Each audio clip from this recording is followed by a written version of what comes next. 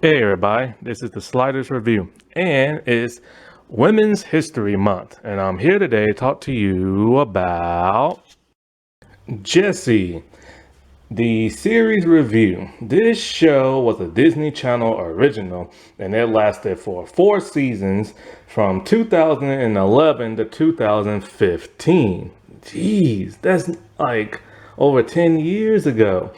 Also, I know it's not Women's History Month, but I don't feel like waiting an entire year to put this video out. So, Jessie, this is one of my all-time favorite Disney Channel shows. This was like a time when I kind of phased out of Disney Channel, but then got back in. And this show is just hilarious and stuff. It's one of those shows that still has that Disney Channel new formula of it focusing on a female-led character. The difference about this is that this female-led character is not a teenager, she's actually an adult. Debbie Ryan played an 18-year-old Jessie. And I know what you're saying, 18 has the word teen in it, but technically 18 is the adult age. So this was something new and different from that of Disney Channel, because normally they focus on little kids or just a teenager. Also, this show has a very huge, diverse cast. It has an Indian character, a black character, they never say what Luke is, so nobody really knows, but in real life, the actor is half black. And, they have like white characters and stuff. This was very new because like Ravi, his character was the very first Indian Disney Channel like character, even though technically Indian characters appeared in the Cheetah Girl One World movie, but that was like a movie, not a television series. And like this show also introduced the themes of adoption and stuff. However, this show does have some controversial moments. There's one controversial episode, what is it? Go Koala or something like that. Okay, what was it? It was they had, oh, here it is, Quitting Koala. And the reason why it had to get pulled is because there was a gluten joke in there. But it's later been restored, especially that on Disney Plus. You can watch some episodes of Jessie for free on Disney Now app, but the Disney Now app will disappear on September 23rd. But you can still watch this on Disney Plus. Now, it lasted for 4 seasons, a total of 98 episodes, but technically there were 101 episodes. Those are mostly just like full length, like two-parter type things. Jessie had multiple crossovers, and I mean multiple crossovers. But one thing Jessie has never had was a DVD release for some bizarre reason. They've never released any of the episodes on DVD, and not only that, but Jessie, as popular as it was, because in the first season they had like over 400 million views. The season 2 and 3 had 300 million, and the last season had 200 million. They've never had like a movie. They've never had a theatrical movie or not even a TV movie and stuff, which is really strange and bizarre because most Disney Channel shows that are very popular have television movies. But it's probably around this time a lot of Disney Channel shows stopped doing that. I think maybe The Sweet Life probably was the last like Disney Channel show to get like a movie. But of course, instead of doing the movie route, they made up with tons and tons and tons of crossover episodes. Not to mention, we even got to see some cameos from former Disney Channel stars, being that Mr. Mosley and stuff. But also, there is a plethora of like Disney Channel stars that guest star on this show. most of them did like the crossover, but the other ones played completely different characters when their time in Disney Channel was running out because their shows were either about to get canceled or were already canceled or probably in production. Also, it's a little confusing because like there's this one character. I think her name is Gina Rodriguez. I think I can't remember, but like she was on that Austin and Alley show. But then the actress also appeared in like Bunk'd, playing a completely different character, and nobody made the correlation and stuff. Similar to that of the actor Luke, who appeared on a Disney Channel show back in the day, and then those co-stars also, I think, guest starred on his show. Now, this show also has some tragedy. Two of its stars have passed away. I'll get into that a little bit later. But how exactly did this show come to be and everything? Well, Pamela Ellis O'Connell, she is the one who basically created this show, but she co created it with Debbie Ryan herself, who played Jessie. And this show is basically a ripoff of The Nanny that aired on CBS back in the 90s. Pamela worked on The Nanny. And so basically she just took what worked on there and added it to like Disney Channel on this show. But basically she was writing for that of the Sweet Deck and like on a Sweet Life on Deck. And that's where she knew Debbie Ryan. And Debbie Ryan, around that time, said, like, she wasn't done with Disney Channel yet. And she doesn't think that Disney Channel is done with her. Because, the Sweet Deck had came to like an end. And, it's like, what do you do after that? Like, she'll have to go and start auditioning for other stuff. And Disney really made her a household name. She did the 16 Wish movie, which is really good. I had to get a used copy on freaking DVD because they don't print that no more. I hate used copies, but thankfully it worked.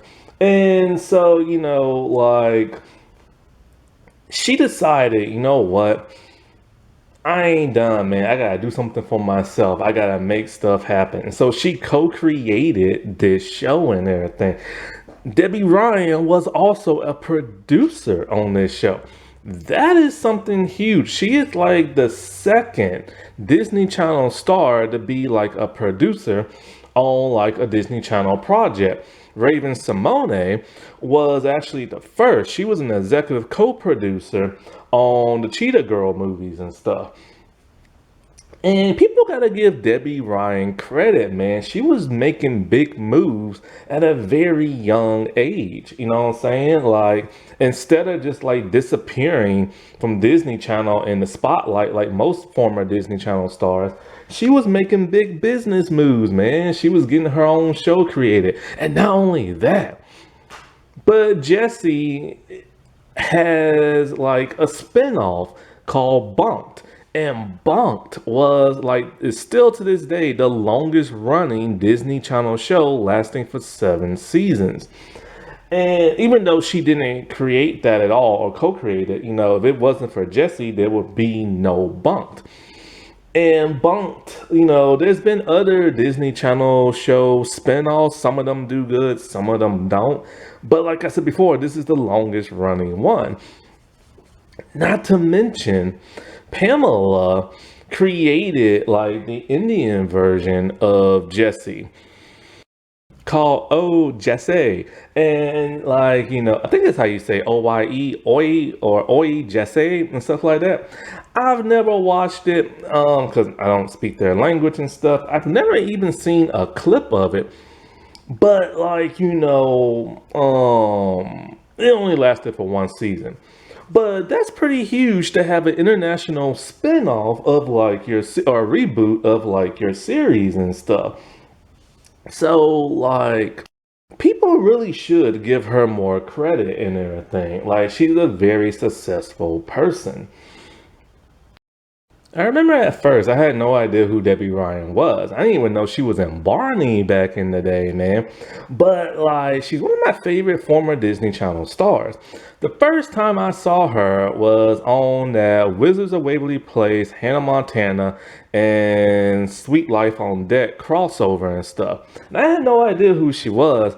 And she just had like, her character was like so spunky and had like this big personality.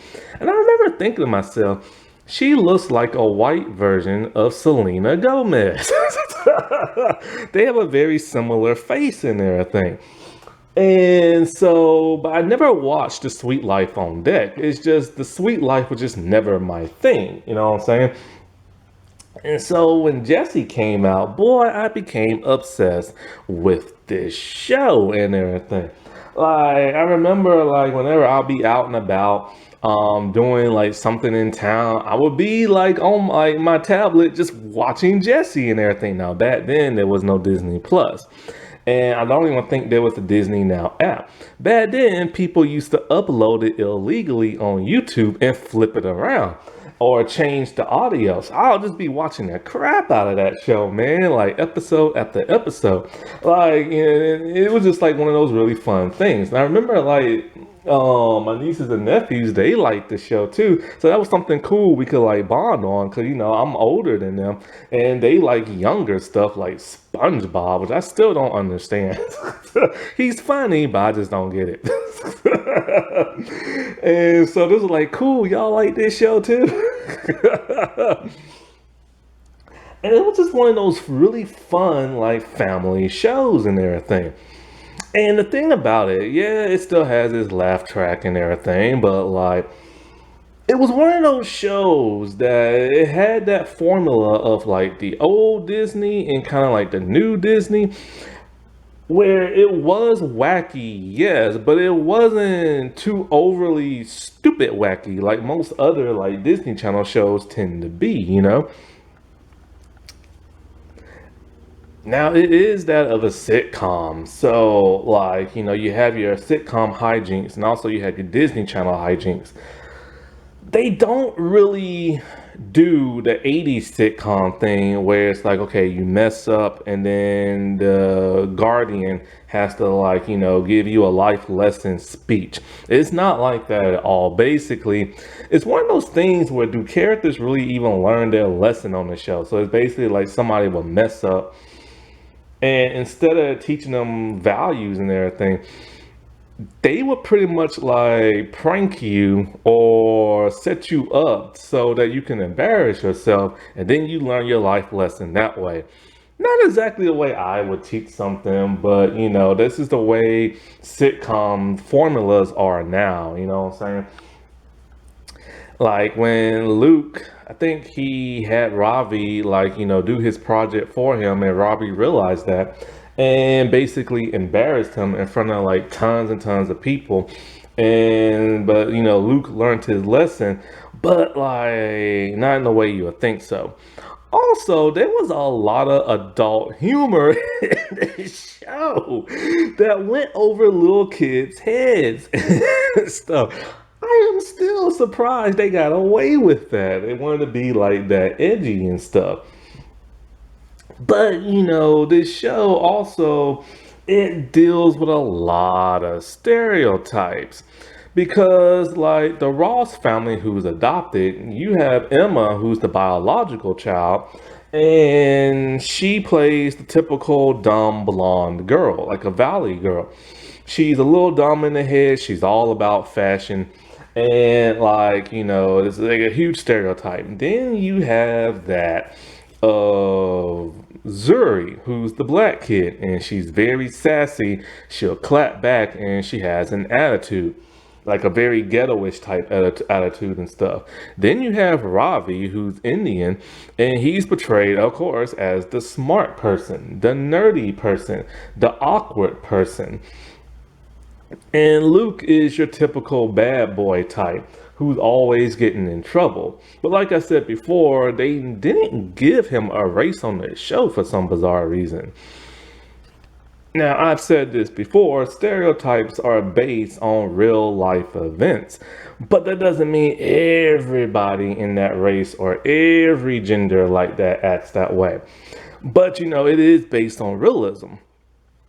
And the thing is, the problem is kind of like, I remember there was this one YouTube channel. She was very offended by Robbie because she said like, okay, how would you feel if you were like, an Indian character from another country and you saw this show and say you were living in America or whatever, and you were like, wow, I see myself on TV and everything. I'm being represented. But then you see him being portrayed as not only a nerd, not only a geek, but a person who can't even lift up a bug.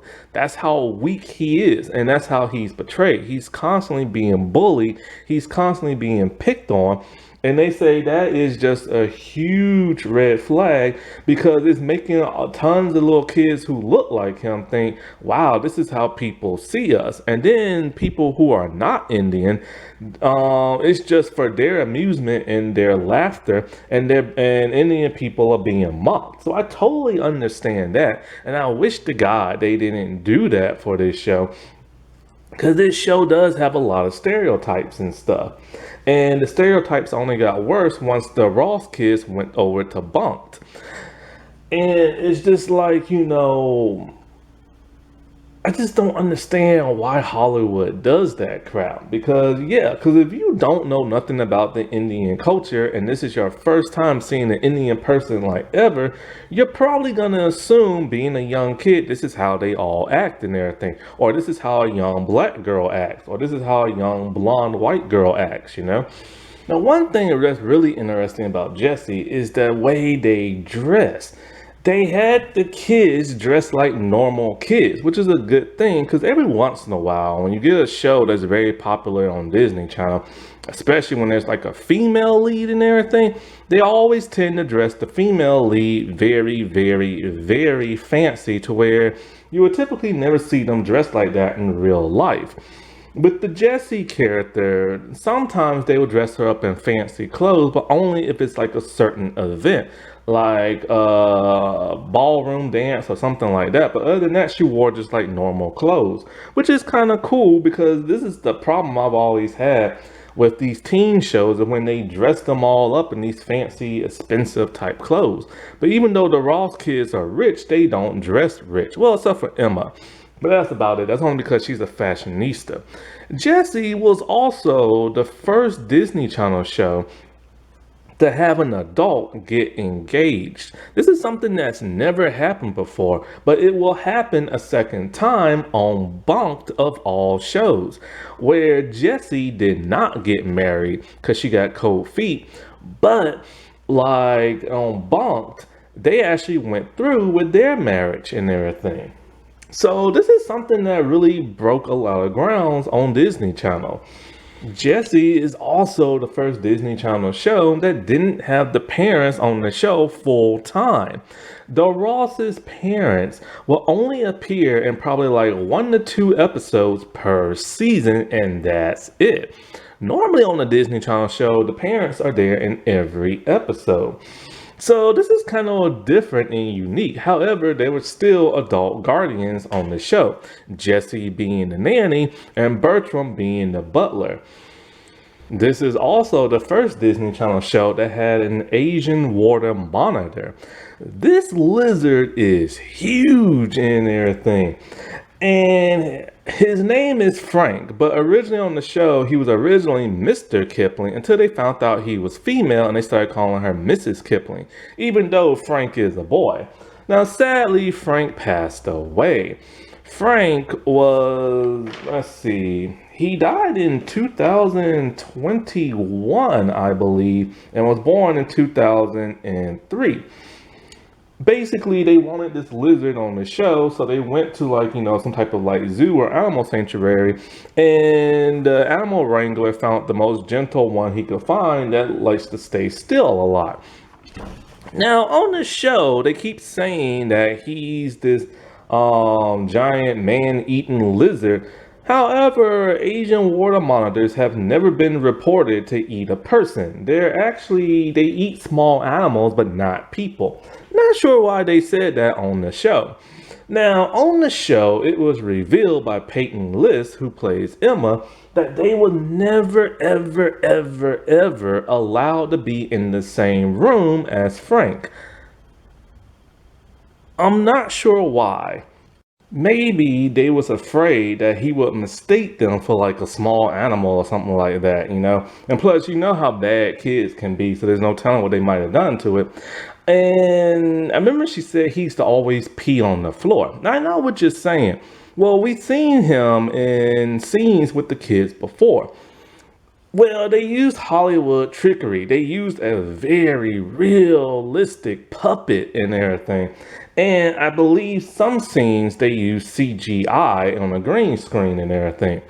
However, there was one time where the actor who plays Ravi was standing next to him in the tail move. And I don't know if it was just they decided to say screw it and just like film it anyway, or maybe one of them was on a green screen. But yeah. Now, sadly, Cameron Boyce, he passed away. It was so sad to hear this dude like die. He died at age 20, and he was so talented, so gifted. And to die at such a young age, I mean, the boy could dance, he could act. Like, he died from like, I think a seizure with epilepsy and stuff. And it was just so tragic to hear because he was so young, being born of 1999, only to die in 2019.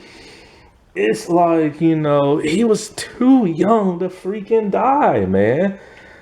And this is why I would never want them to make a Jessie movie or anything, because he's not gonna be in it. And it would suck to have to write him out or recast him and stuff. And it's just like he's too young.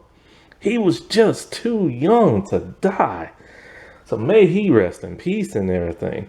Now, he decided not to do the Jessie spinoff Bunk'd show. Instead, he worked for Disney XD on some type of, I don't know if it was like a prank show or something like that, but it only lasted for one season. But he did guest star on Bunk'd at least twice. Man, remember Disney XD? That ain't no more.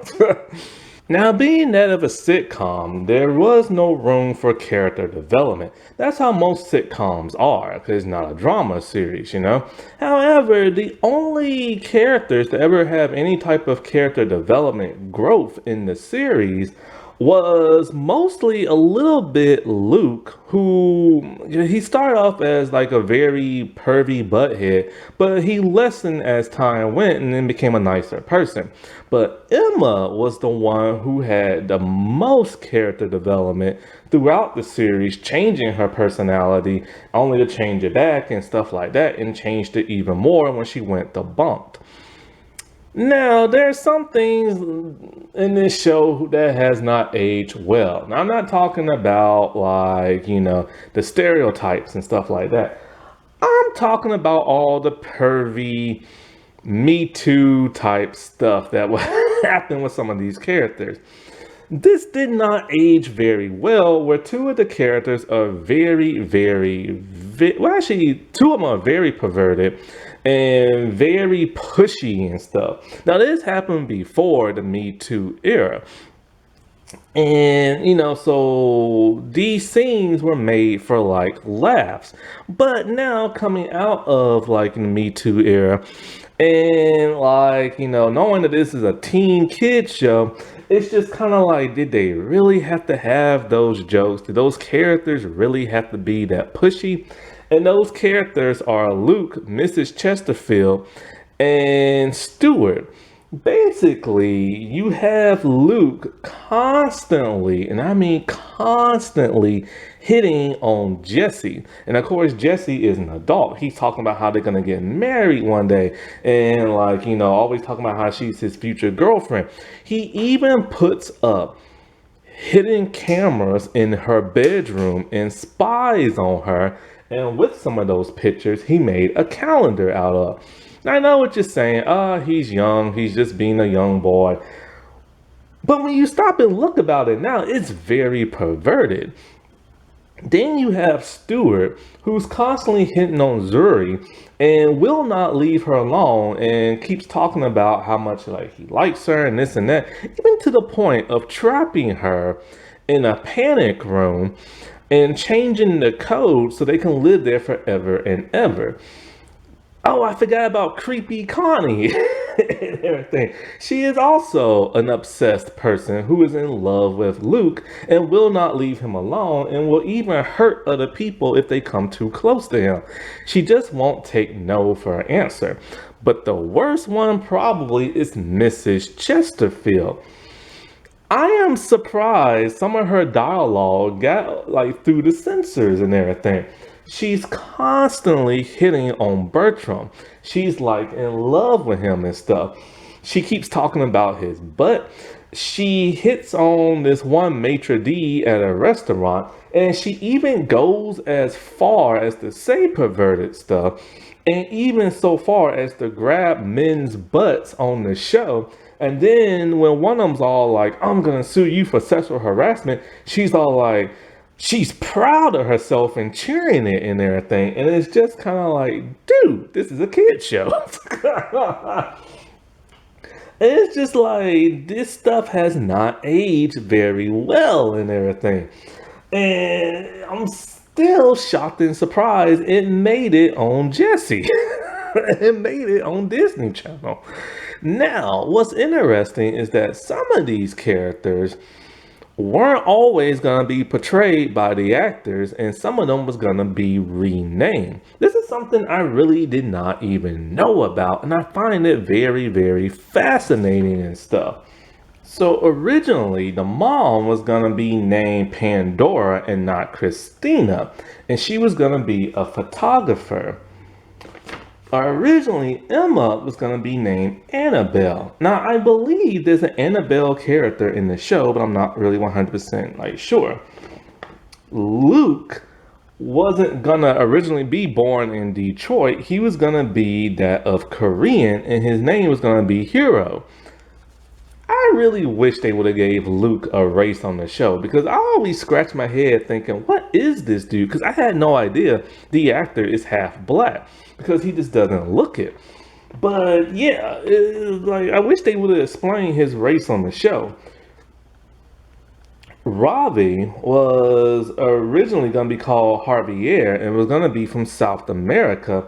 And his animal, I'm not really sure what the name of this animal is. A capybara? Yeah, that's what it is, capybara. And so originally he was going to have that instead of an Asian water monitor. I like the whole lizard angle better. That just was more interesting. Plus, it's a really cool, unique design, you know? This show also had a number of guest stars, and some people I'm very shocked and surprised that made an appearance on here. Chris Brosh, Adam Sandler, former First Lady Michelle Obama, Kate McNamara. Kate McNamara played a character who tried to ruin Emma's life. This is back when she was like a younger like actress on this show. You had Francesca Cappert.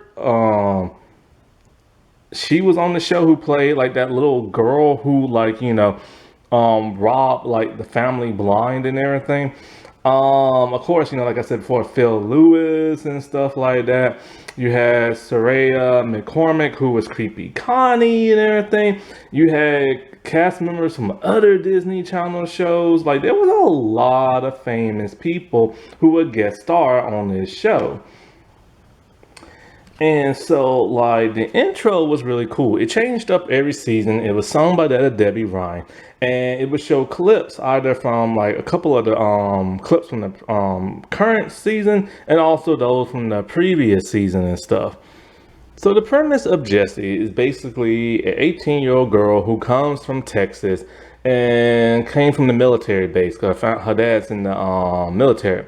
She comes to New York trying to be an actress, and all of a sudden she gets kicked out of, like, you know, the taxi cab where she meets Zuri. And Zuri wants her to not only be her play date, but also be her nanny.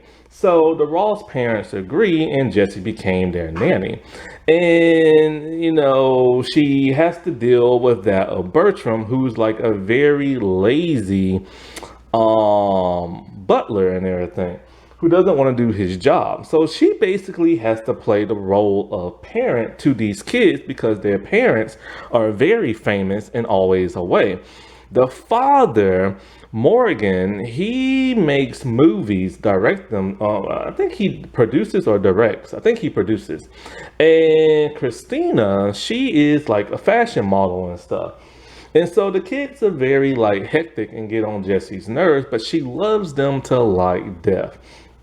There she falls in love a couple of times because it's like she's always having like, these stories of her ex-boyfriends dumping her and this and that. And it's kind of like, dude, she's so hot. Why does these guys like treat her badly and dump her and stuff? She always has like tales of this one person, I think named Danielle or something like that, who was like, originally her friend turned enemy and then later stepsister and stuff. And so basically, it's just the kids navigating through their wacky world and fortune and, all this other stuff. The one thing about Jessie I did like is they didn't make Jessie rich. Even though she lives there, she is still dirt poor and everything. Her pursuing her acting career really doesn't happen that much in season one, but in the later seasons it does because they kind of remember, oh, wait, yeah, that's right. That's like her whole gimmick and everything. So let's get down to some character profiles. Jessie, played by that of Debbie Ryan. So Jessie is a young 18-year-old girl with a lot of big dreams and ambition. She moves out to New York from Texas, coming from a military family. And like back when she was in Texas and stuff, she knows how to fly a helicopter. She's pretty tough, and she always tells stories of back home. Darla, that's her name, not Danielle. Darla was her frenemy and everything. And Darla will always try to like one up her and everything. They will always compete for stuff. Darla threw her down in like a well, like all kind of stuff, right? So she was pretty much like bullied by her former best friend. She also can't keep a man. Like she always has all these terrible stories about her ex-boyfriends and stuff like that. And when you look at her, it's kind of like, dude, why does everybody like dump her and everything or treat her badly? It doesn't make no sense. She's hot. But anyway, she has like huge dreams of being like an actress. She wants to be a movie star, a TV star. Doesn't really matter what it is. Problem is she can't act. Not Debbie Ryan, but like Jessie and stuff. And so she moves out to New York, far away from her family, don't know nobody. And of course, she's in the cab. She doesn't have much money. She gets kicked out and she meets Zuri. Zuri likes her so much that she wants her to be her nanny and stuff. Not having nowhere to live, and no job, she takes it because they live in a penthouse apartment. And the Ross family is like filthy rich and everything. And the thing about Jessie is like, one thing that's really interesting about her that I noticed in season one, if you pay close attention to her footwear, in season one, she's always wearing cowboy boots to remind people she's from Texas. But then halfway into season one, she phases out of that and starts wearing more designer shoes. Because, she's starting to get a little bit taste of that like high profile fashion life. And she's always like apparently stealing Christina Ross's, the mother of the Ross kids, like shoes and stuff. The way it was like revealed in a couple of seasons. And so the thing about Jessie is that she's very kind, very sweet, and very sincere. At just 18 years old, she had to literally play the role of mother to 4 like very rich, spoiled, like bratty kids and stuff. And she does play that role of mother. When they do wrong, she's constantly grounding them in almost every episode and stuff. When like Emma wants to start dating, she's concerned about that. When Luke starts to shave, she gives him like tips that like, her father did. She consoles that of like Robbie when, cause he's like a dork and everything. But her favorite tends to be Zuri, the youngest. One thing you will notice that her and Zuri are constantly together throughout the entire series because they're paired together. This is something that happens in this show. There's always a pairing. In this show, it's normally Jessie and Zuri, and then it's normally Ravi and Luke, and Emma just tends to drift to whatever group the writers want her to drift to. But by the last season, something changed in everything. Zuri was no longer paired with Jessie. And not only was she no longer paired with her, I mean, they would still interact, you know what I'm saying? They would talk, they would hug, but Zuri will always be paired with either Luke, Ravi, or just with Emma. And that was kind of odd and strange. But then when you find out some behind the scenes drama, there's a reason for that, which I'll get into much later in this video. But yeah, throughout the first, 3 seasons and everything, she was paired with that of Zuri. And Zuri tends to be her favorite. And they have great, they're a great comedic duo and everything. And in a way, Zuri is kind of like her little daughter and everything because she's always interacting with her because Zuri, used to have imaginary friends and all this other stuff. And she's overly protective of Zuri. Even in the opening credits, towards the end when they're when the credits about to end, she just picks up Zuri and holds her in her arms and stuff. That is literally her favorite. And she's constantly having to combat that of Luke because he has a massive crush on her and stuff. But everywhere Jessie goes, she ends up making friends. And, one of the people she made friends with is that of Tony. So Tony is an Italian doorman who works at the hotel. And he is basically a huge Italian stereotype. Not too huge because they couldn't go that criminal route like in most movies and television shows do. But he's played more like Joey from Friends. He is plumb stupid in the head. He's so dumb. You have to ask yourself, how does he function and everything? So, he's kind of like Luke and Emma combined in one when it comes to that of his, stupidity level. But he's a very nice guy, and he ends up, liking Jessie. But Jessie always says, she always ends up ruining relationships one way or another. And when they first try to go on their date, there's always something going on with the Ross kids that she has to go and save them. Because it's always a wacky adventure. Those kids get into everything, like a giant teacup on a billboard sign and everything. And so, that was when they were supposed to have their first date. But then they do eventually start dating. But then he turns into the jealous type anytime she'll talk to, another guy. But not even in a romantic way. She'll just talk to him in a regular way, befriending them and stuff. And it comes to a point where it starts to put a kink in their relationship because he's too jealous and everything. Because, when he thought that she liked this guy named Officer Petey, he would literally go down to, this place where she did improv and kind of, ruin it for her. But eventually they got over that. But then, things start to fall apart in their relationship. Because, he lives in, a very crime-ridden type neighborhood in a one-room apartment where literally the kitchen and the bathroom are in the same place.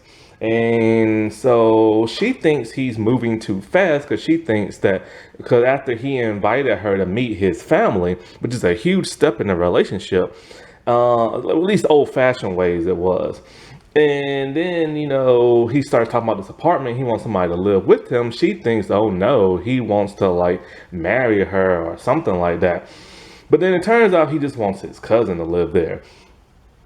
But then it's like,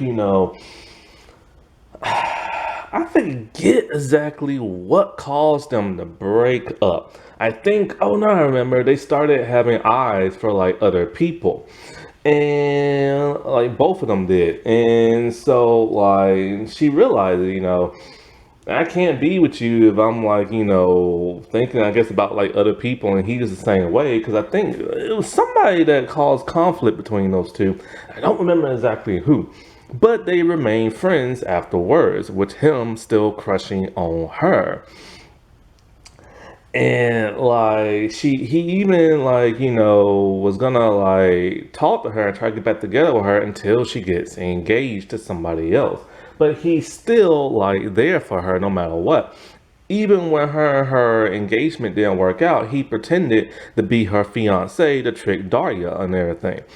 So in a ways, they still just remain friends and they no longer date. And when she moves out to Hollywood, apparently he moved out too to be the doorman of like the studio lot and everything. Which made me started to think, was this going to be a spinoff? But it never was. And so she's always having to save the Ross kids, you know what I'm saying? Because they always get themselves into mischief. And she jumps in head first without even kind of like hesitation.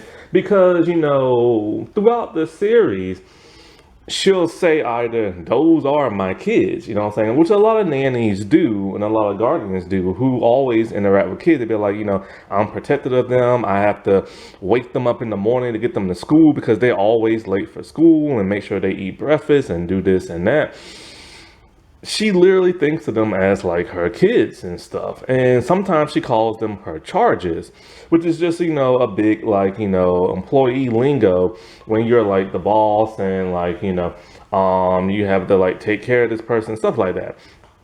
So she generally loves these kids and everything so much that she couldn't see herself getting married because she started dating like, okay, here's the thing. There's a woman named Mrs. Chesterfield, right? And so like Mrs. Chesterfield is like her enemy. She refuses to call Jessie by her name. She doesn't like Jessie. She doesn't like Jessie's kids that she has to watch. She just hates kids, but she has two of her own. She has a daughter who she tricked to take Ravi's like, lizards. And she has a son named Brooks. And Brooke started dating Jessie. And when Mrs. Chesterfield found that out, she got pissed and cut off like his fortune and stuff, which he had to struggle and get a job, and it made life difficult. But eventually she came around. Those two got engaged. Now he's a doctor and he was going off to Africa to take care of like sick kids and stuff. And when they were going to get married, she realized that she can't just up and move to Africa, to a country she's never been to.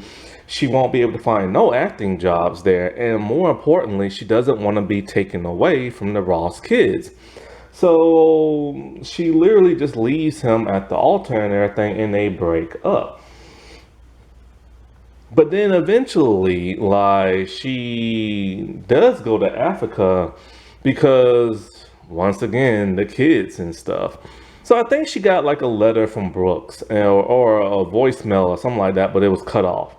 And so the kids assumed she flew out to Africa to go see him and be with him. And so, but she didn't. And so then when she realizes the kids went there all by themselves, she had to fly over there, where she meets Brooks, and she still thinks that he's into her. Turns out he's not, and he has a new girlfriend and stuff. And so it's like a big wacky adventure of them out in the safari and everything, getting lost, getting chased by animals and stuff like that.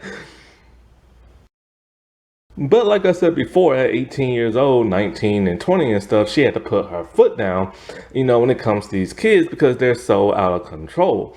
When Emma starts to go through her teen years, she starts to be a little bit combative and everything. to the point where she doesn't know how to deal with that. And so Emma ran off to like a hotel, and it just happened to be the one from the sweet life of Zach and Cody, where she met that Mr. Mosley. So Phil Lewis showing up was like cool, like I don't know what, because him and her know each other from the sweet life on deck, when they was on that little cruise ship and everything, when her character played Bailey and everything. And so he gives her some advice about trying to handle like kids and teenagers and this and that, because she's just not ready, you know what I'm saying? And it was just so cool to like see that. But then you would assume he would have mentioned, "Hey, you look like somebody I know." But then when she leaves, then he calls up Cody. And he's all like, "I just saw somebody who looks like Bailey and everything." Now, Phil Lewis actually directed a couple of episodes of Jessie. He's actually been directing a couple of other episodes in other Disney Channel shows. And remember, he first got his start on Disney Channel, not on Sweet Life of Zach and Cody, but on Lizzie McGuire playing the principal. There was even an episode where she like threatened to quit because the kids were just getting too much on her nerves. But, you know, eventually she came around and stuff like that. And, you know, the thing about Jessie that's interesting is that she was this young adult thrust into like guardianship, and she learned so much about like being a parent, to where when eventually she ever does get married, she will pretty much be like a pro at it and stuff. Now, her second enemy of the show is that of Agatha. Agatha is gross looking, but in real life, the actress is gorgeous. See, Agatha is supposed to be a parody of all those British nanny shows that was coming out around the like 2000s and stuff. And so, like, Agatha is just like this, like, grotesque looking woman who's very rude, very evil. And if you say something bad about her or piss her off, she has like this nanny blog where she will say the worst things about you and get you fired from your job, which is why so many nannies are terrified of her and will do whatever she wants. Well, eventually, Agatha has like, you know, it's funny. Her name is Agatha with an A, but they keep saying it like Hag, like Hag, Hagatha, and everything. And but she has a twin sister who looks nothing like her, and so the twin sister started to be like really nice and befriended Jessie until she realized that, like, you know, Jessie realized that she was trying to get her fired from her job and steal the Ross kids from her and stuff so that she could be their nanny. Agatha only really showed up for like a couple of episodes, mostly in the first season, a little bit in the second, but then after that, she got written out. A lot of these recurring characters don't really stay that long. Now, her being an actress was kind of overshadowed in the first season because they just really didn't want to linger on that too much. But by the second season, you know, it starts to pick up. And she meets an officer who's in the park, because the park is like one of the main settings of the show. Everything happens in the park. You have a high school reunion, it's in the park. You have salsa dance contest, it's in the park. Food eating contest is in the park. Everything happens in that park because they don't have that many sets on the show. And so there she meets a police officer named Petey. And Petey is kind of like also a he's like stupid in the head like Tony. But you wonder how he became a cop, especially when he's always losing, like, you know, his handcuffs and the key and everything like that. But like he also wants to be an actor, and so he has an improv class where he takes her to. He only really shows up in like, I think the second season, I think it is, or it might be the first, I can't remember. But after that, he's quickly like written out. But every once in a while, she'll get like an acting gig that she'll either screw up herself because her acting's not very good, or one of the Ross kids will ruin it for her because, you know, they're the Ross kids. Now, in the finale, the Ross parents was able to get her a job on like a movie. And this was finally her big break where, you know, like, she's gonna make it and everything. And this finale was something different. I've never seen a Disney Channel show before. It was a literal goodbye, like love letter to the fans. It was where Jessie went one by one to the Ross kids as they're now teenagers and stuff, and pretty much told them everything special about them that makes them them and why she loves them so much. It was so touching for her. It was like a sad moment with the music, and nobody was trying to act too overly wacky. And it's like it was a heartfelt message to each of these characters, like a goodbye message to them. And it was so sad and everything. And then she went off and she was in Hollywood, and we see her, it was kind of like reenacting like a little bit of like the first scene where she gets out of like the cab and she meets Tony opening a door, which him going all the way to California, almost kind of stalkery. But he works on the lot now, opening the garage. It's kind of like the gate door and everything. And she's finally like about to like live her dream, but then all of a sudden here come the Ross kids. I'm like, what? So they're like in a golf cart, they like took it and they wanted to go see her one last time. In a way, when the Ross kids kind of showed up, it kind of ruined that specialness, because this is supposed to be Jesse's moment of like moving on, but it was also touching to see the kids. But then it takes away from that heartfelt message of her finally letting go of the kids and saying goodbye to them. Because remember, one of the reasons why she didn't want to get married was because she didn't want to leave the kids. So after that heartfelt message she gave the kids, and then them just all of a sudden showing up after that, it kind of ruins that moment. Now, it would have been great to have like a Jessie spinoff where we see her in Hollywood adjusting to that lifestyle, but that sadly never happened. But afterwards, Debbie Ryan continued to act. She had her own show on Netflix that lasted for 2 seasons. She's appeared in a couple of movies. She had a music or a short-lived music career, like most former Disney Channel stars do.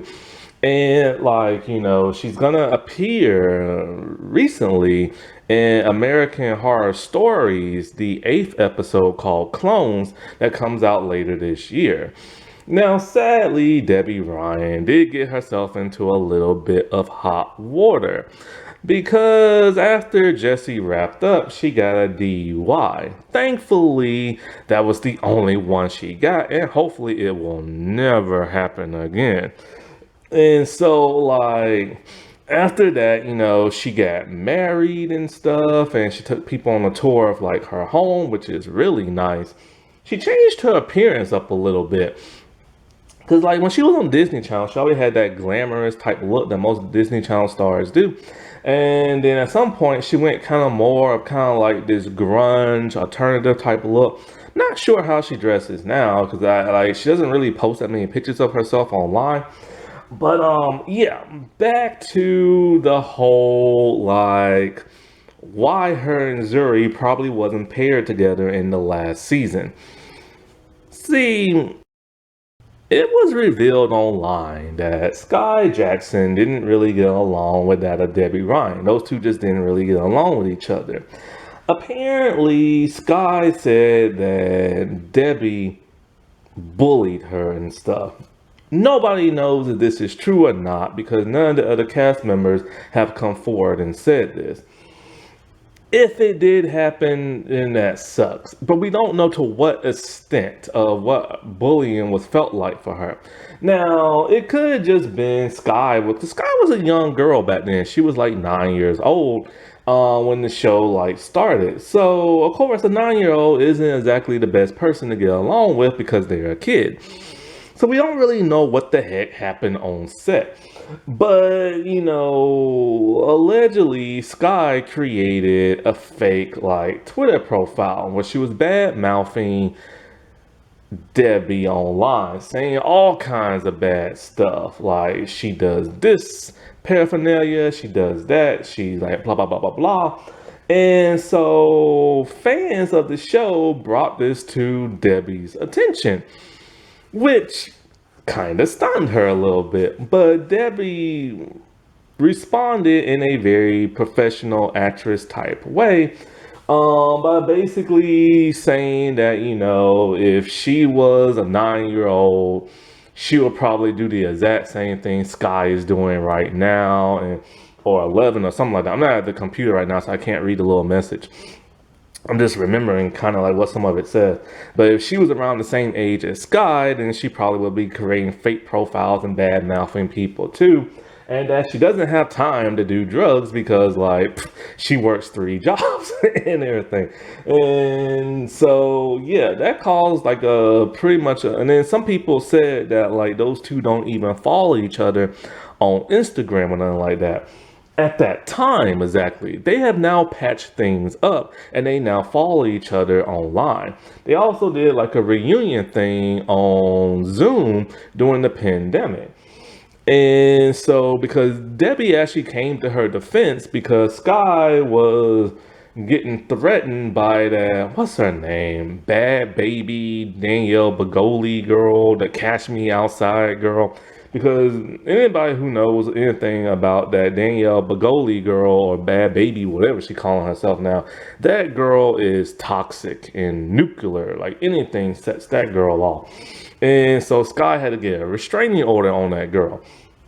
And Debbie came to her defense, defending her online and stuff like that. So yeah, they have now like patched things up. Bertram, played by Kevin Chamberlain. So Bertram is the other adult in the show, and he's much older than that of Jessie. And he is the butler, and he plays a stereotypical lazy butler and everything. And one who will kind of like, clap back at like the kids. He doesn't like kids whatsoever. He wants the Ross kids to hurry up, move out the house or the apartment, and just so he can be there by himself and sleep all day. That's what the man loves to do. He loves to sleep. Bertram is hilarious, man. Especially his catchphrase of like somebody tells him to go do something. He's like, no. He'll hold his hands up, be like, it's too far. This man is slow like a turtle. I'm so glad this dude is on the show because he is just hilarious and stuff. It's also revealed that he is a hoarder and everything. He refuses to throw things away. And so, like, for the most part, he just does not get along with the Ross kids whatsoever. But deep down inside, he truly does care for them. And he does give them tips and everything. Like he gave Luke some shaving tips and tried to teach him how to shave, but ended up cutting off the top part of his hair. Because one of the kids came in and distracted him. He doesn't like Jessie for the most part because he just doesn't like nobody. But deep down inside, he does like Jessie because he walked her down the aisle when she was going to get married and says that she's like a daughter to him. But he's constantly like sassing her, always saying like mean stuff to her, along with the kids, especially about her dating life or her acting ability stuff. And with him being so lazy, he loves to eat. Like this man loves food. And he thinks he's a really good cook, but the kids don't really like his food. Now, the Ross parents, he assumes they don't know about like his laziness. So whenever they show up, he's wearing like, a traditional butler like tux with the tail. He's cleaning the house. But then the mom reveals that like, we know you're lazy because we got cameras in the house and you've used the same sponge for over 20 years and haven't changed it up. And because he revealed to her, like in the last episode, he's just lazy and his pajamas are underneath his tux and all this other crap. Now, there have been times where the Ross kids thinks he's like some type of criminal, and because he's always doing this weird, shady stuff, but it's actually he's not doing nothing bad at all. But then when he finds that out, he like, tricks them and everything, thinking he's like a bank robber and trying to teach them how to be a bank robber and stuff like that. Now, he's very obsessed with his cooking utensils. He even names them and says those are his best friends and stuff. like his toaster, his like spatula. Like he gives them all names and everything. Now, in one episode, it's interesting because like he liked this one maid in like the hotel, and he went and took salsa lessons to compete in like this competition, right? Now, what's odd about that is like him and her end up being boyfriend and girlfriend at the end of the episode. Yet she's never mentioned or seen ever again. And in fact, when he had his high school reunion, where he's pretending like he has hair and he has a great job and he has a girlfriend, he has Jessie pretend to be his girlfriend because there's no mention of this woman like whatsoever. And so when he's not doing all this stuff, he's being harassed by Mrs. Chesterfield. She has a massive crush on him. Now, throughout the show, you will hear him sing opera. This is because the actor is actually does a lot of theater plays and stuff, where he can sing like some really good like opera type music. Now, the first time I ever saw this dude was back in the 90s on a show called Ghostwriter, a PBS show, where he played like a villain, I think, who stole like a parrot or something like that. Nowadays, he has shaved his beard and just has a mustache, which sometimes I can't even recognize him because, like, I'm expecting to see like a full grown beard, but now I see a full grown mustache and everything. One thing that is great, just like on the Lizzie McGuire show, is that this show casted a person of the LGBT community because Kevin is actually gay and everything. And you know, Disney Channel doesn't really do gay characters, but they will hire a gay actor or actress. In fact, there are three people in this show that I know of for a fact that are part of the LGBT community. There might be more, but they haven't came out yet. Rhoda Chesterfield, played by that of Caroline Hemsey, and she's like a recurring character, and I guess you could say the third adult in the show. But like, well, Tony's an adult too, and so is Petey. But she's the so she's like a recurring character. There was one season where she barely showed up. She shows up more in season 1 and 2, but barely in the other two because she had like other jobs to do. This woman is constantly acting. She is still to this day on a soap opera and everything, but she's been in tons of movies. She was in one of the Star Wars movies. But yeah, she's in like a lot of stuff. Now, Rhoda Chesterfield has a little Chihuahua type dog, or I forget what they call, but it's the fuzzy kind. And she carries that dog around with her everywhere. And she's not a very nice character. She's kind of like the villain of the show. She hates the Ross kids to death. But Emma, she likes a little bit more because Emma's into fashion. Now, the actress herself does acrobatics and stuff like that, and she was able to show it off in the show, which was really impressive and cool to watch. But her character is like terrible. She's been married like 5 or 6 times, and she only marries men for their money. And I think one of her husbands, I don't know what the heck happened, but it's kind of revealed like she might have had him killed or something like that. I don't know. Like, it's a little sketchy and everything. Or needless to say, she was happy when he croaked and everything. Because that's how she makes her money, through like her rich husbands. And then eventually when they break up, she gets like, you know, their money because she doesn't do the whole prenup thing. She has 2 kids, like I said before, a daughter who only appeared in 1 episode, and Brooks, who appeared in multiple ones to date Jessie. She has this catchphrase where she'll be like, "Go Rhoda," whenever she like is proud of herself and stuff. But like I said before, she is very pervy and everything. She's constantly, and I mean constantly, hitting on Bertram in a way that is not suitable for kids. And she also hit on that maitre d' touching his butt and then being proud that she's about to be sued for sexual harassment and everything. That's nothing to be like proud of. But that's how her character was written. This was, like I said before, the Me Too era and everything. And so it was made to be for like laughs, but it has not aged well.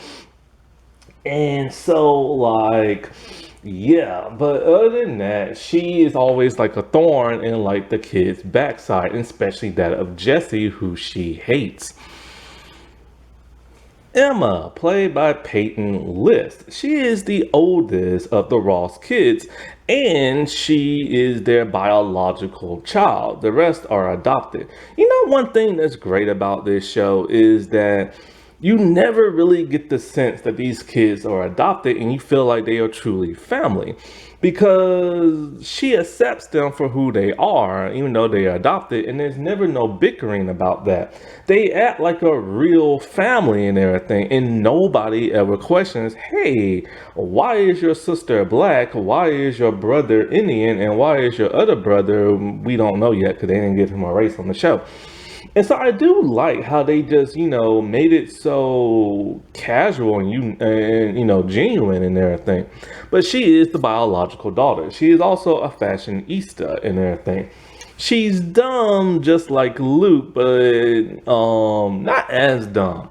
In the first couple of seasons, she's shown to have a level of intelligence. In the last couple of seasons, she's shown to be dumb as rocks for some bizarre reason. And so, like, her thing is she's all about fashion, so much so that she insults anybody who dresses terribly, and she will insult them to their face. She does not hold back. And it's her way of like clapping back and being sassy and stuff. Because other than that, she's actually a very sweet and kind person and very nice, but she will insult you to your face of how you dress. And her and Jessie gets along very well, but the thing is on the show is she's never really paired with nobody. She kind of just bops around to the other groups, and so one time she'll hang out with the boys, other times she'll hang out with the girls, and other times she'll hang out with Bertram and stuff. And that's because, it's an odd number of kids that live in the house and an odd number of people on the show. I think it's even on the show. But yeah, it is interesting when you constantly see her hang out with Bertram and trying to kind of like make him hip and like stuff like that. Now, she will befriend pretty much anybody in school. She's friends with this one girl who's kind of like golf and everything. And like the girl is her best friend. But her friend doesn't like spoil rotten, like, fashionista type people. But she has no idea Emma is at one point. She also wants to be that of a trend center. Like she wore these big, huge shoes, hoping that it would catch on in school, but it just sadly never did. And out of all the Ross kids, she is the only one to get a job. I forget why. Oh, no, I remember why. She went over her minute limits and her cell phone. Yeah, there used to be a time where instead of using the word data and going over your data, back in the good old days of flip cell phones, you had to watch going over your minutes, because if you went over, you had to be charged a lot of money because at some point in time it's free, but then once you hit that certain time limit, then they start charging you. The good old days of the early 2000s and flip cell phones. So because of that, she had to get a job, and so she got a job working like a food stand in the park. The park. They also gave her a gimmick where she was called Kitty Couture, where she'll wear this designer dress, a hat, some sunglasses, and these long gloves with pink claws on them, where she would just pretty much go to fashion shows and like give her opinion and stuff, which she became very popular. Problem is, she had to review her mom's fashion show, and she did not like it. So she had to give her honest opinion, but her mom had no idea that was her at the time. And she felt bad having given her honest opinion about her mom, but she had to do it. Until her mom caught her in the act and just forgave her because she liked the whole Kitty Couture thing. Like I said before, she is the most like developed, and when it comes to story-wise of like the Ross kids, she's the only one really giving character development.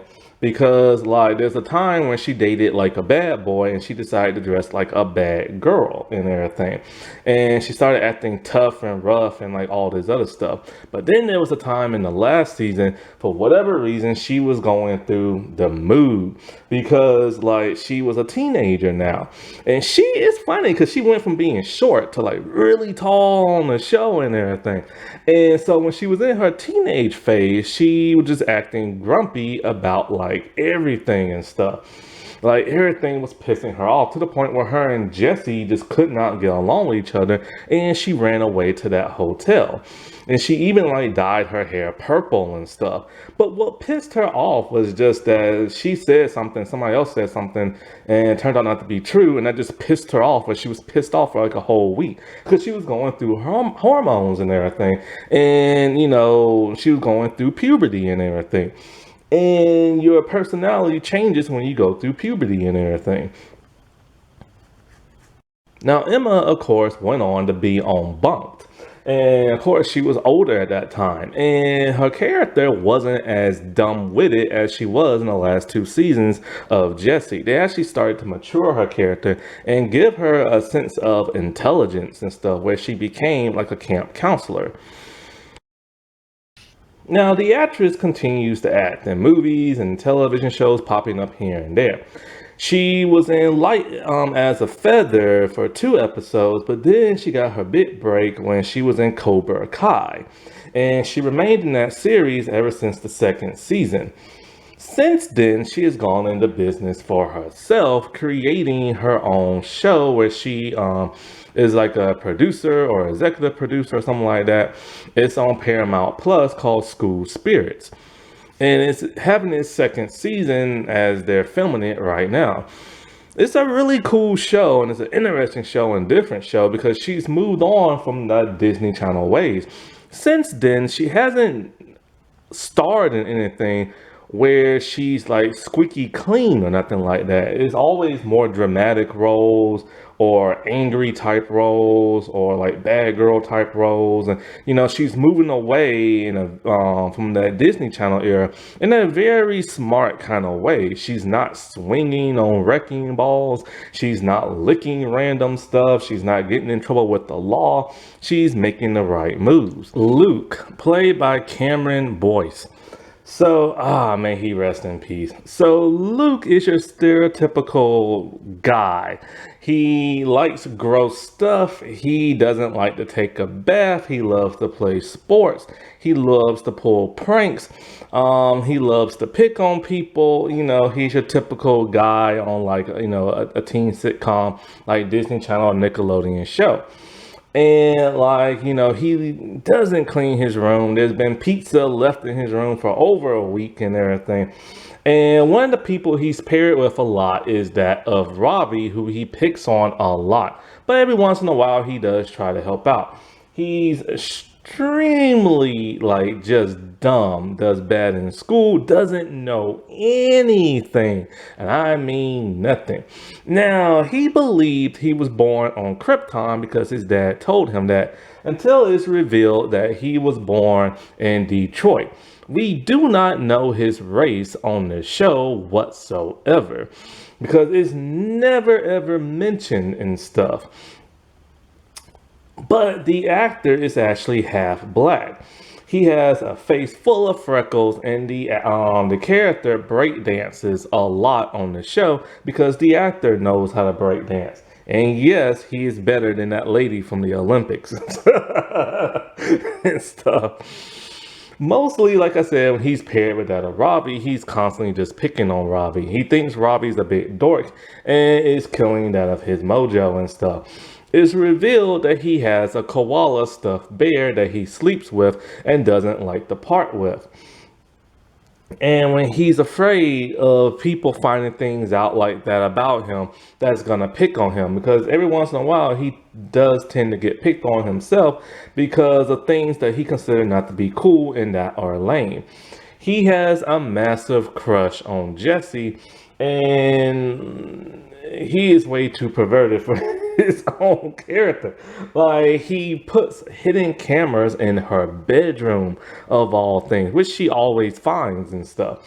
He has a calendar of her from the hidden camera that he takes pictures of. This was too much for this show. Like, this did not age well whatsoever. But he's your typical horn dog little kid and everything. Him and Emma, when he's not paired with Robbie, he's tend to be paired with Emma, and of course those two just don't get along because he's like the boyish boy and she's the girly girl. But sometimes they do get along to where they always assume Bertram's up to like no good and stuff.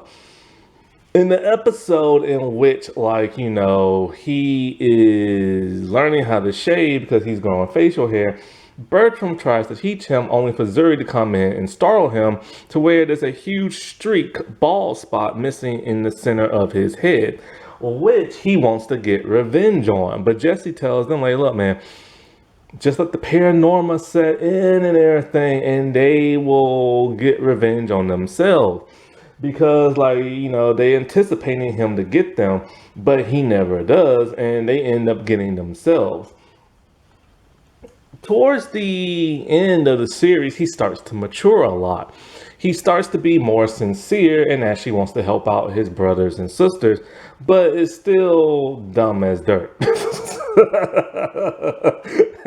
And everything. It's sad, but it is true. Now, he does have an admirer. That of Creepy Connie. Now, the actress who plays her was actually from another Disney Channel show, and it was coming towards an end. So she only appears in 3 episodes, 2 in the first, and then later on, I think, in the third. And so basically, she is obsessed with Luke. She is mad crazy about him and will not leave him alone. She's psychotic in the head. And it's to the point where she will literally harm a person just to get to him. And no matter what, she's always breaking into like the penthouse and everything. And she will not leave him alone for anything and stuff. Like, she is a very creepy, very like attached, clingy type character and everything, who's just completely crazy and psychotic. She dated Ravi for a time, but she completely forgot that she even dated him. Now, there's one episode where he actually does go looking for that of his birth mom. He had to do a project for a school, like a family tree, and he wants to know where he came from. He wants to know why he has freckles and why he loves being stinky and smelly and stuff like that. And so he asked his adoptive mom only for her to kind of skirt around the issue because, she feels like he's too young to know, but really she just doesn't want him to go look for her and leave the family. Look, that family's rich. He ain't going nowhere. So him and the other people get on the internet and they track down this woman who's a wrestler who happens to be in town. He goes to visit her and automatically assumes that's just his mom and everything, implying that the character of Luke might actually be white because, like, the woman who's a wrestler happens to be white, and because Cameron is half black but doesn't look it, I guess they tried to say, okay, well, he's just white from Detroit or something like that, because the woman playing the wrestler happens to be white. And so he's just like, as Jessie's wrestling her and everything, he's all excited and all this other stuff, only to find out she's not his birth mother and stuff, which once again implying that he might be white, might not be. But they literally went on with this ruse for like the entire episode, implying that his character might actually be white. I still don't know why they ever never explain where he's what race he is and stuff. Now, Luke was not in the Bunk'd show. The actor decided not to be in it and instead have his own show on Disney XD that lasted for 1 season. But the character of Luke did appear in 2 episodes of Bunk'd, where his character has matured a whole lot more, but he's still a little bit the same way, but at least he has a little bit level of intelligence now. Now, like I said before, sadly, the actor passed away at the age of 20. Way too young, but he stayed with Disney Channel. In fact, he was on a Disney Channel show before he was ever on Jessie, appearing in one episode. But he was in the Descendants movie, which in the last one that just came out, they gave a nice little tribute to him and stuff. Ravi, played by Karan Bra, I think that's how you say his name. And so he was adopted from India. He assumed that he was the third or the second child adopted, but it turns out he was the third. Zuri was actually adopted before him, even though she is the youngest. So he hails all the way from India, and his character always dresses in very traditional Indian clothing. In fact, he even wears sandals with socks in them and stuff. He's a very kind-hearted, very sweet person who constantly gets picked on by everybody. He gets picked on by people at school. He gets picked on by his family. Like, everybody's always making fun of him. And it's even to the point where they keep writing him weaker and weaker and weaker. He can't play sports. He can't even lift up a ball. He can't even lift up a bug because they're trying to imply that he is super weak. Now, his character is highly intelligent and probably the smartest person in the entire school. And like, so some people have taken offense to this character because they say he is a huge stereotype. From the way he dresses, to him being really smart, from him having a very thick accent, because the actor does not have an accent, but he portrayed the character as one, because if you're coming from India, you're gonna have an accent and stuff. Or would you and everything? And so I understand why people are upset with this character, because he is played to be like a stereotype, very smart, very like awkward and everything. But the way he dresses, you know, most people do dress that way who come from India to come to America. There was this one girl in college that I knew who came from India, and she always dressed in Indian dresses and stuff. It's just some people like to keep on to their culture, you know, hold on to it and stuff. And he had like a very, I don't know how his hairstyle, I don't know what you call it, but he changed his hairstyle up finally in the last season into more of a spiky do. By that time, he kind of started changing his personality a little bit, and even the way he dresses. And, you know, because his character was starting to become like a teenager and stuff. And it was even to the point where his character, like, you know, was really starting to feel shameful for everybody always picking on him, because, like, he was picked on even in the first day of school when he went to, like, middle school or high school, whatever school that was that he went to with the other kids, because, you know, he has a very enthusiastic, very loud personality. And the other kids just didn't know how to, like, they don't like nothing that's different from them, so they picked on him and stuff. And, you know, they could have really went somewhere with this character, showing that, hey, even though I'm different, like, I'm still a human being, and you shouldn't, like, treat me any differently. But, of course, this is Disney Channel, so what do you expect? But then, like I said, in the last season, his character started to change a little bit. He started to be a little bit more daring, a little bit more edgy. Like, he even went as far as to steal something because he didn't want to be known as like a goody-goody two-shoes and stuff. But he couldn't handle the fact that what he did was wrong and wanted to return the item and stuff.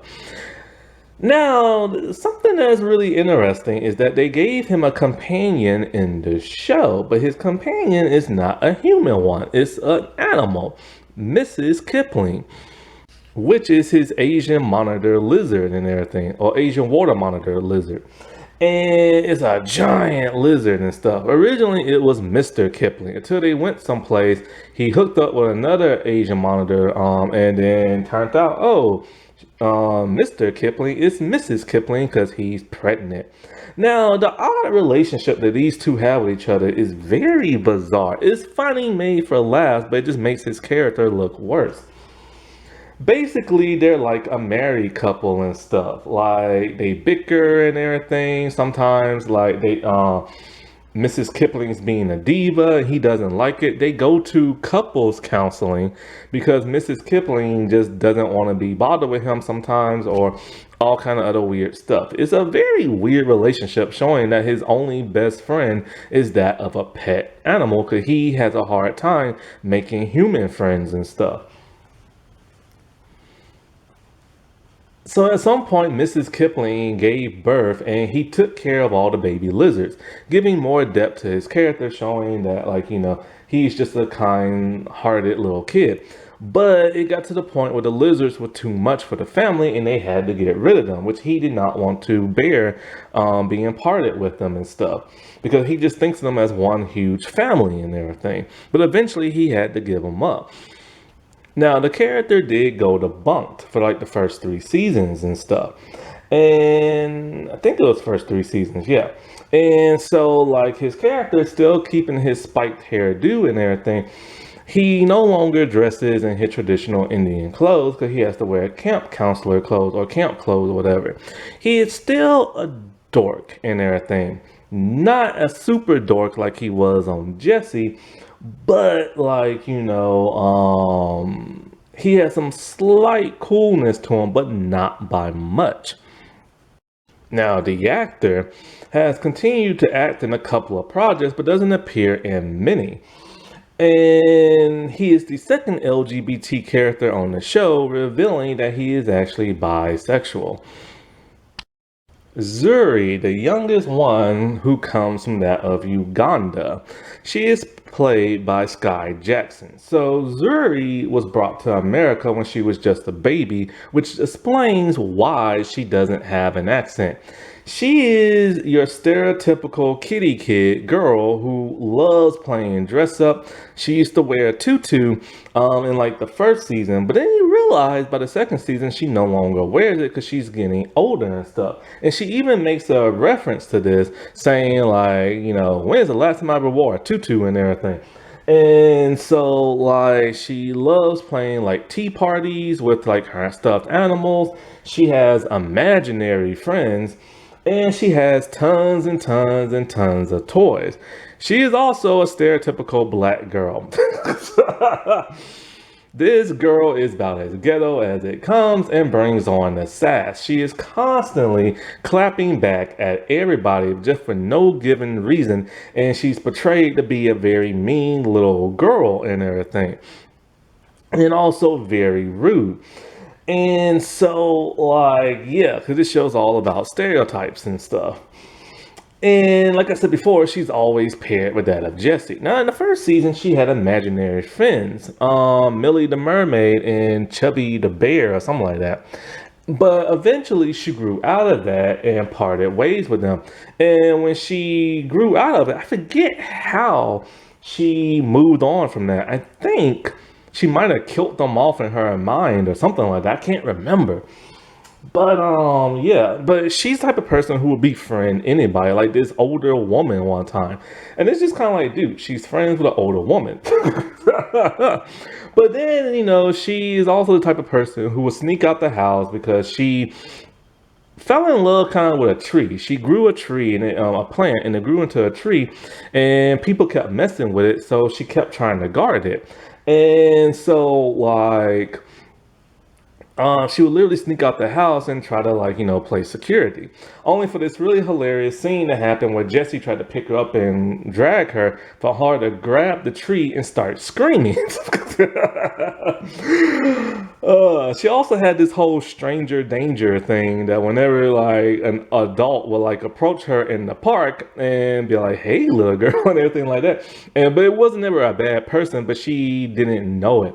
Which is something that happens a lot. Like, you teach these little kids, hey, stay away from strangers, but then some of them turn out to be as bad as you think. So I'm glad they did try to teach that lesson and everything like that. She's always eating everybody's food, and she's always having like this little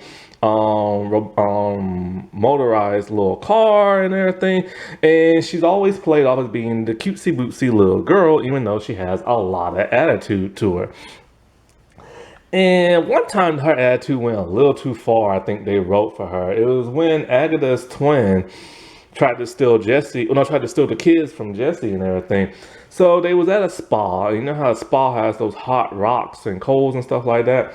They took one of the hot rocks and she took it and put it down the sister's pants. And it's just kind of like, that was a little too far. Because she also had a grumpy little look on her face. She's also really tough to where she can beat up Ravi and everything.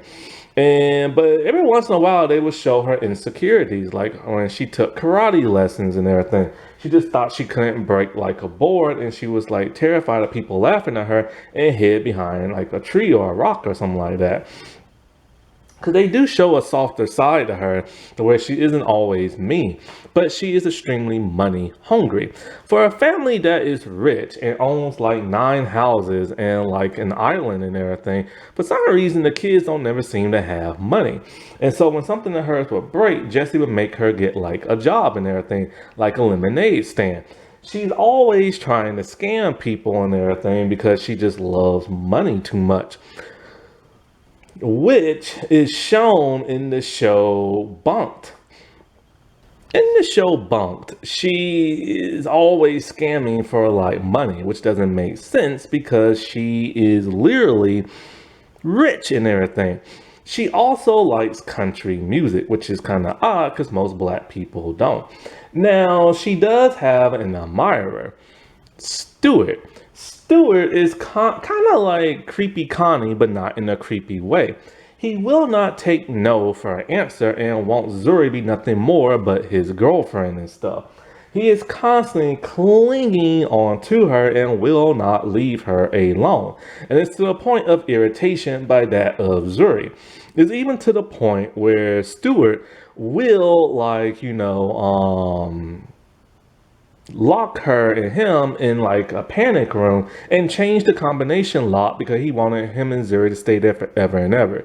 That is very creepy.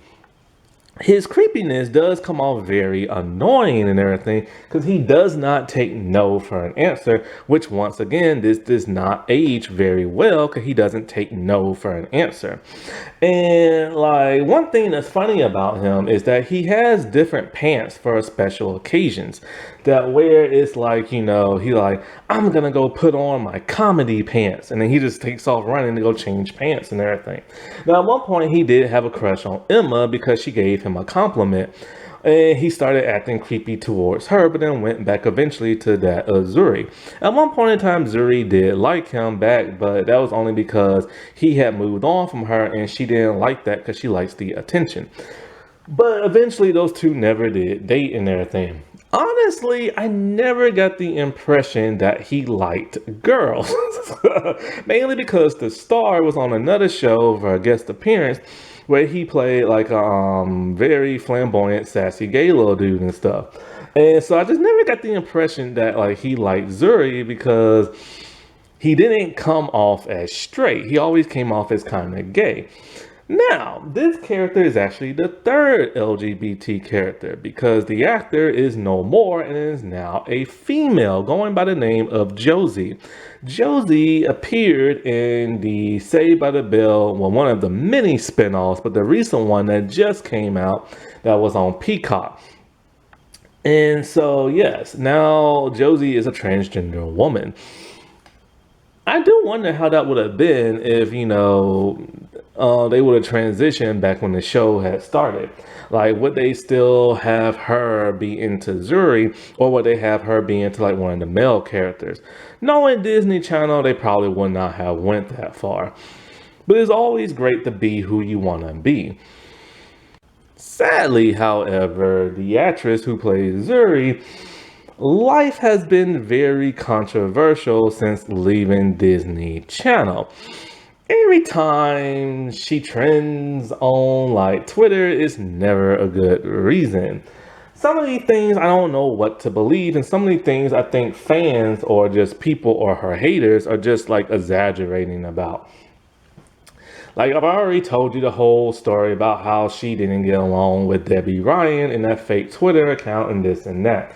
But there's been some other things. Like I said, like Danielle Bagoli started to threaten her. The reason for that, from what I could find, is because apparently Sky was hitting on Danielle's ex boyfriend. If it's ex, it's fair game. So, but of course, Danielle Bagoli is nuclear. So, yeah. So she had to get a restraining order against her and stuff. But then it's like every time that she's grown too. She's like, well, she's not too tall because, she's still short, but she's tall, like tall, short. And she has really long hair now. Like, it's amazing because she's in her early 20s. But she's making so many mistakes in her early 20s. Yeah, people in their 20s do make mistakes, but yeah, gotta learn from them and stuff. Just recently on TMZ, it was reported she got into a physical altercation with her apparently fiance and baby daddy. Yes, she was engaged to him and she's pregnant and stuff. Which this relationship apparently isn't going to last. Now, she was arrested, not him, because when the cops showed up at a park of all things, it's shown that she was being the aggressor. And so they arrested her and put her in jail overnight. She is since out of jail, and because he didn't want to press charges and stuff, but now it appears on an Instagram post that those two are now broken up. So now she has a baby daddy. Anyways, that's not the only controversial thing. There was something online at one point in time about like she was selling like an ebook or something, or a laptop or something like that. But she decided to raffle it off. So she was asking her fans, because she has millions of fans on Instagram and other platforms, donate $5 for this raffle ticket and I'll pick like a winner and you get the win. People online took this the wrong way. They tried to say she's broke and that she was just asking her fans for $5 so that she could buy the whatever the thing was for herself. That was not the case. She said it was literally she was going to donate the money to a school that needed it and that she's not broke and it was only $5. I believe her in this instance because one,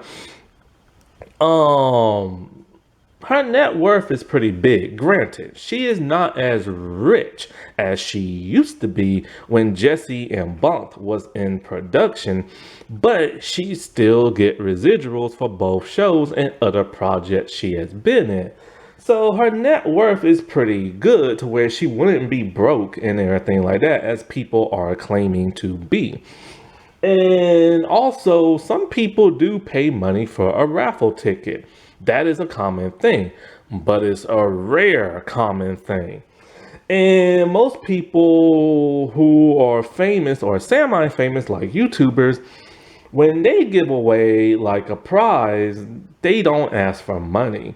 They simply just have their fans like answer a question, or they'll just randomly pick somebody on their list. That is what she should have done, and she should have just donated money to like the school and everything like that. It's basically what The Rock and Oprah did when they asked their fans to donate for the rebuild Hawaii after that fire.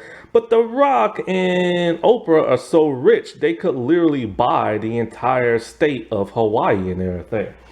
So yeah, it's not always good to ask your fans for money because it can backfire in your face. But the fans took it the wrong way and just blew it out of control. But that's not where the controversy ends. Apparently, who used to be her boyfriend and who became her fiance is no longer. But back when she dated him, people threw up a red flag saying he's a bad person and that she needs to stay far away from him. And because she seems to have a type, that ghetto type and everything. And dating these little ghetto thuggish boys is not gonna end very well, as she now has found out. But that's not where the controversy ends either.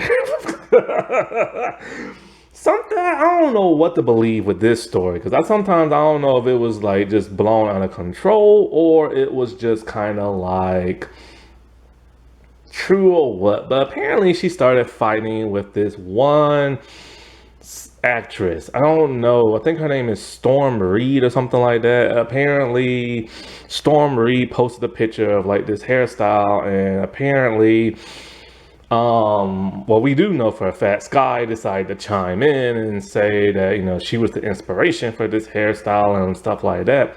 Only for Storm Breed to post something and say that I actually got this hairstyle from like somebody else and like not you.